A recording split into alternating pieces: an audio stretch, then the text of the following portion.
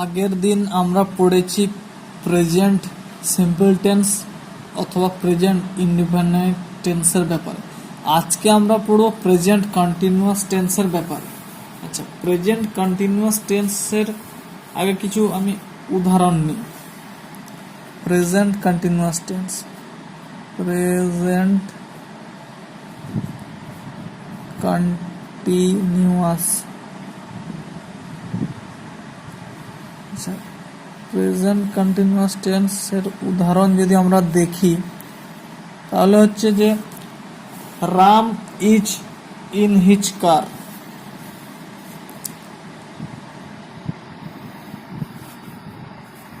Ram is in his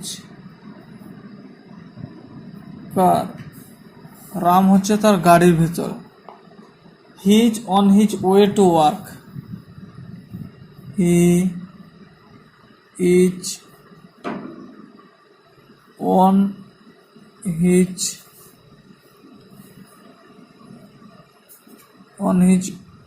way to work. কি না, Ram is in his কার, রাম হচ্ছে গাড়ির ভিতরে। His on his way to work, এই দুটোকে যদি আমরা একসাথে লিখি একটা সাজিয়ে, যেমন Ram is driving to work. Ram is driving to work. Ram is driving to work, Ram কি করছে না, গাড়ি চালাচ্ছে কাজ করার জন্য। এই যে ঘটনাটা, এটা হচ্ছে present tense, present continuous tense, মানে বর্তমানে ঘটছে, কাজটা এখনো শেষ হয়ে যায়নি। রাম গাড়ি চালাচ্ছে, যখন আমরা বলছি তখনই সে গাড়ি চালাচ্ছে, ওর গাড়ি চালানোটা এখনো শেষ হয়ে যায়নি। সেই জন্য প্রেজেন্ট কন্টিনিউয়াস টেন্স হচ্ছে এমন একটা টেন্স যেটা কিছু ক্ষেত্রে কিছুক্ষণ আগে ঘটনাটি শুরু হয় বা কাজটি শুরু হয়, সেটা চলতে থাকে, যেটা এখনো সম্পূর্ণ হচ্ছে। এইটা হচ্ছে প্রেজেন্ট কন্টিনিউয়াস টেন্স। এবার এটা কি করে গঠন হয়, এর ফর্মুলা বা স্ট্রাকচার যদি দেখি আমরা, তাহলে এটা এরকম হয় যে স্ট্রাকচারের ক্ষেত্রে কি হয়, প্রথমে হবে সাবজেক্ট। আমরা যখন সেন্টেন্স গঠন করব, প্রেজেন্ট কন্টিনিউয়াস টেন্সের সেন্টেন্স গঠন করি, তখন প্রথমে সাবজেক্ট, তারপরে হচ্ছে এম, ইজ, আর, এই তিনটার মধ্যে যে কোনো একটা হবে। এবার এইগুলা কেমন করে বসে, এম, ইজ, আর, এই অক্সিলারি ভার্বগুলা সাবজেক্ট ওয়াইজ বসবে। যেমন আই হলে এম হয়, হি, সি, ইট এগুলো হলে ইজ হয়, উই, দে এসব প্লুরাল ফর্ম হলে আর হয়। যেমন আই এম, হি ইজ, দে আর, এসব বসে। তারপরে ভার্বের প্রেজেন্ট ফর্ম যা হয়, ভার্বের প্রেজেন্ট ফর্মের শেষে ভার্বের প্রেজেন্ট ফর্ম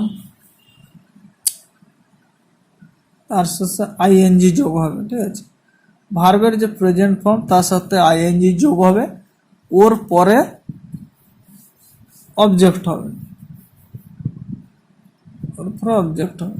ঠিক আছে, এবার আমরা যদি কিছু উদাহরণ নিই, তাহলে আমরা দেখতেই পাবো। যেমন আই এম ড্রাইভিং, যেমন উদাহরণ নিয়ে আমরা যদি আরো এক্সাম্পল নিই, তাহলে এখানে দেখতে পাবো যে I am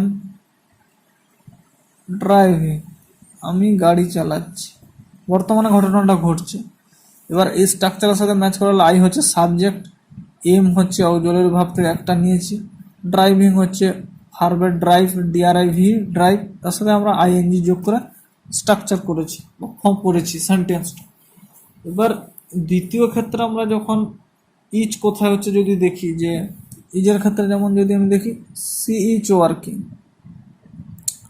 C is working, she মানে তিনি কাজ করছেন বা সে কাজ করছে। এখানে সির বদলে আমরা হি বসাতে পারি, ইট বসাতে পারি, সব ক্ষেত্রে ইজ হচ্ছে। এই হি, সি, ইট সিঙ্গুলার পার্সনের ক্ষেত্রে আমরা singular person, third person, singular third person ক্ষেত্রে ইজ হচ্ছে। এবার উই ইউ দে দিয়েও লিখতে পারি আমরা, যেমন দে দিয়ে যদি লিখি, দে আর ডুইং, তারা করছে, কোনো কিছু করছে তারা, দে আর ডুইং। এবার ওই দের বদলে আমরা দের জায়গায় ইউ দিলেও আর হয়, উই দিলেও আর হয়, ঠিক আছে। এই হচ্ছে প্রেজেন্ট কন্টিনিউয়াস টেন্স। এবার যেমন আই এম ডুইং সামথিং, এটার মানে হচ্ছে যে আমি কোনো কিছু করছি, যে কাজটা আমি শুরু করেছি ওটার মাঝামাঝি আছি, কাজটা এখন আমি করতে আছি, ওটা ফিনিশড করিনি, মানে ওটা আমি কমপ্লিট করে ফেলিনি, ওটা সম্পূর্ণ করতে পারিনি। এই সেন্স বোঝাতে আমরা প্রেজেন্ট কন্টিনিউয়াস টেন্স এর ব্যবহার দেখি। এবার এরকম যদি আমি উদাহরণ নিই আর একটা না কয়েকটা যদি নিই, যেমন আমি লিখছি যে please do not make so much noise, please do not make so much noise, অনুগ্রহ করে বা দয়া করে খুব বেশি শব্দ করো না। I am trying to work, I am trying to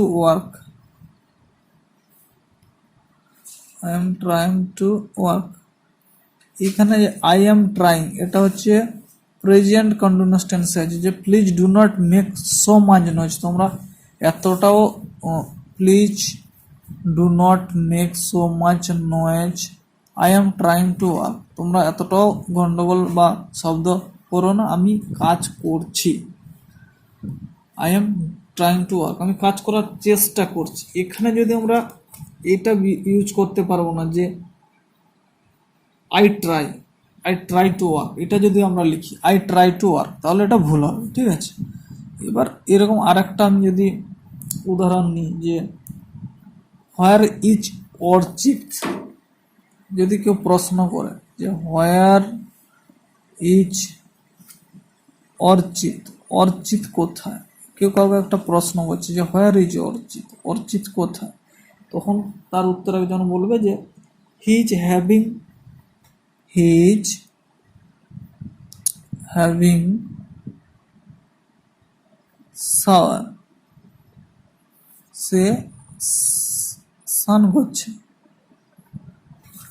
যে হোয়ার ইজ অর্চিড কোথায়, না হি ইজ হ্যাভিং শাওয়ার, সে হচ্ছে স্নান করছে। এখানে আমরা এটা বলতে পারবো না যে হি হ্যাজ এ শাওয়ার, সে স্নান করে ফেলেছে। Where is Orchid, he is having shower, সে এখনো স্নান করছে, তার স্নান করাটা শেষ হয়ে যায়নি, কাজটা এখনো চালু আছে। এবং এই ঘটনাটা ঘটছে কখন, যখন না ওদের মধ্যে কথোপকথন চলছে, কেউ একজনকে প্রশ্ন করছে, ওর উত্তর আরেকজন দিচ্ছে। এবার তৃতীয় আর একটা লাস্ট যদি আমি উদাহরণ নিই, যেমন পার্টিতে দুজনের মধ্যে দেখা হয়েছে, একজন একজনকে জিজ্ঞেস করছে hi Anjan, are you enjoying the party, কি বলছে না হাই, সম্বোধন হচ্ছে hi Anjan,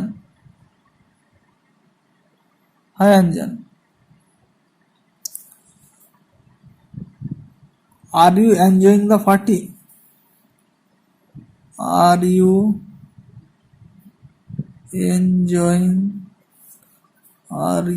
enjoying the party.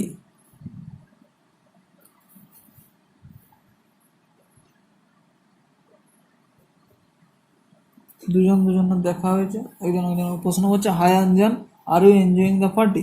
এখানে প্রশ্নবোধক ফরম্যাটে ইউজ হলো, এটা একটা প্রেজেন্ট কন্টিনিউয়াস টেন্স, কারণ এইটার বদলে আমরা এটা ব্যবহার করতে পারবো না যে do you enjoy the party, এটা বলতে পারবো না। Hi Anjan, are you enjoying the party, এটাই হবে, কারণ ওই কথা বলার সাথে সাথেই ঘটনাগুলি ঘটছে। এবার কি হলো, আমরা তো এতক্ষণ বলে এলাম যে প্রেজেন্ট কন্টিনিউয়াস টেন্স হচ্ছে যখন ও কোনো কাজের সম্বন্ধে আমরা বলছি, কাজটা আগে শুরু হয়েছে কিন্তু এখনো চলতে আছে, ওটা শেষ হয়নি। কিন্তু কিছু কিছু ক্ষেত্রে এরকম দেখা যায় যে ওই যখনই আমরা ওর সম্বন্ধে বলছি তখন কিন্তু কাজটা ঘটছে না, তবুও ওটাকে প্রেজেন্ট কন্টিনিউয়াস টেন্স হিসেবে আমরা গণ্য করি বা ওটা প্রেজেন্ট কন্টিনিউয়াস টেন্সের সেন্স নিয়ে আসে। যেমন কি না, কেউ একজন তার বন্ধুর সাথে ফোনে কথা বলছে এবং সে তার বন্ধুকে বলছে যে আমি এই সময় একটা ভালো বই পড়ছি। যেমন কি, যেমন যদি Raju is talking to a friend on the phone, Raju তার বন্ধুর সাথে ফোনে কথা বলছে এবং সে কি বলছে, I am reading a really good book at the moment. I am, Raju বলছে I M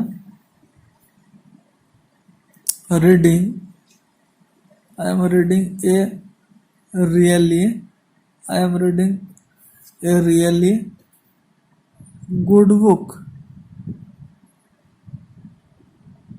I am really reading a good book at the moment. At the moment.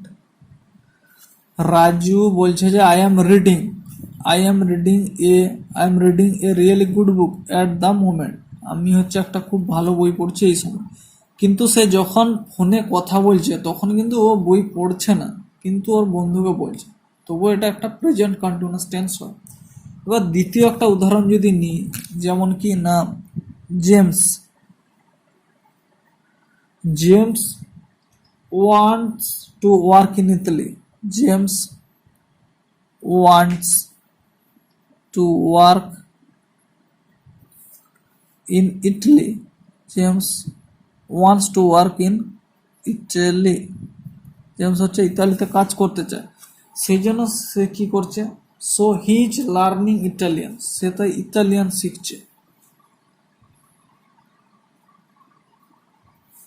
So he is learning Italian, so he is learning Italian. James কাজ করতে চায় ইতালিতে, তাই তাকে Italian শিখতে হচ্ছে, তাই সে ইতালিয়ান শিখছে। এই সময় সে যখন আমরা বলছি তখন শিখছে না, সে কিছুক্ষণ আগে থেকেই শিখছে, সে কাজটা এখনো শেষ হয়নি। তাই এখানেও একটা প্রেজেন্ট কন্টিনিউয়াস টেন্সের সেন্স চলে আসছে, ঠিক আছে। প্রেজেন্ট কন্টিনিউয়াস টেন্সকে আমরা today, this week, this year এইসব শব্দের সাথে ব্যবহার করে থাকি। যেমন কি you are working hard today, এটা মানে হচ্ছে যে তুমি আজকাল ভালোই পরিশ্রম করছো। এটা মানে এটা নয় যে ইউ ওয়ার্ক হার্ড টুডে, তুমি আজকের জন্য শুধু পরিশ্রম করছো। তারপরে দ্বিতীয় উদাহরণ আমরা দেখতে পাচ্ছি, the company I work for is not doing so well this ইয়ার, যে কোম্পানিটাতে আমি কাজ করি সেইটা এই বছর খুব একটা ভালো চলেনি। এছাড়া কিছু টার্ম আছে যেগুলোর সাথে আমরা আবার প্রেজেন্ট কন্টিনিউয়াস টেন্সের ব্যবহার করে থাকি। যেমন কি আমাদের চারপাশে বা আশেপাশে যেসব পরিবর্তন ঘটছে সেই সব পরিবর্তনকে বোঝানোর জন্য আমরা প্রেজেন্ট কন্টিনিউয়াস টেন্সের ব্যবহার করি। এর জন্য মূলত কয়েকটি ভার্বের প্রেজেন্ট কন্টিনিউয়াস ফর্ম হয়। যেমন কি, যেমন হচ্ছে গেট, গেট, তারপরে চেঞ্জ, নেক্সট হচ্ছে বিকাম, নেক্সট হচ্ছে ইনক্রিজ, ইনক্রিজ, রাইজ, ফল, গ্রো,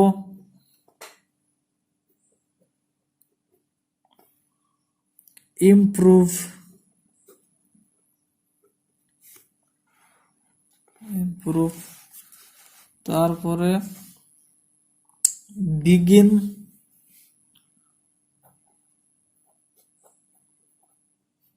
স্টার্ট। এইসব ভার্ব যখন থাকে এদের প্রেজেন্ট কন্টিনিউয়াস টেন্স হয়। এবার আমরা যদি এগুলোর উদাহরণ হিসেবে প্রয়োগ দেখি, যেমন কি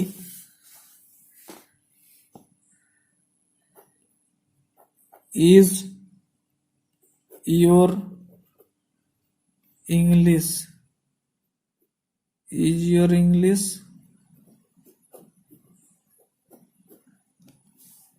getting? Is your English getting better?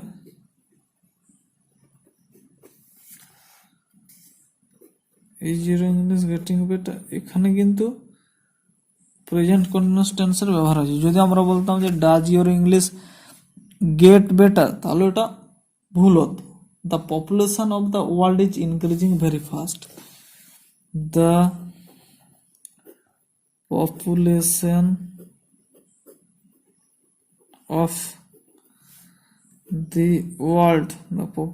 of the world is increasing. The population of the world is increasing very fast.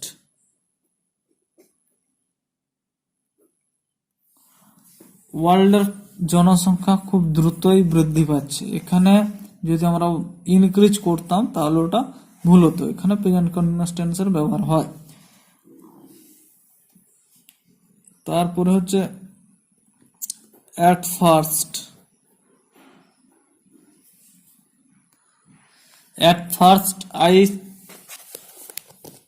first I did not like my job. I did not like my job. I did not like my job, but I am beginning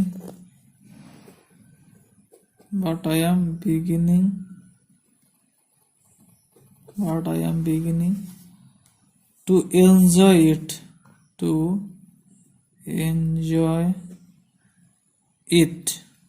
এটা মনে হচ্ছে আমি প্রথমের দিকে আমার কাজটাকে আমি পছন্দ করিনি, কিন্তু পরের দিকে এটাকে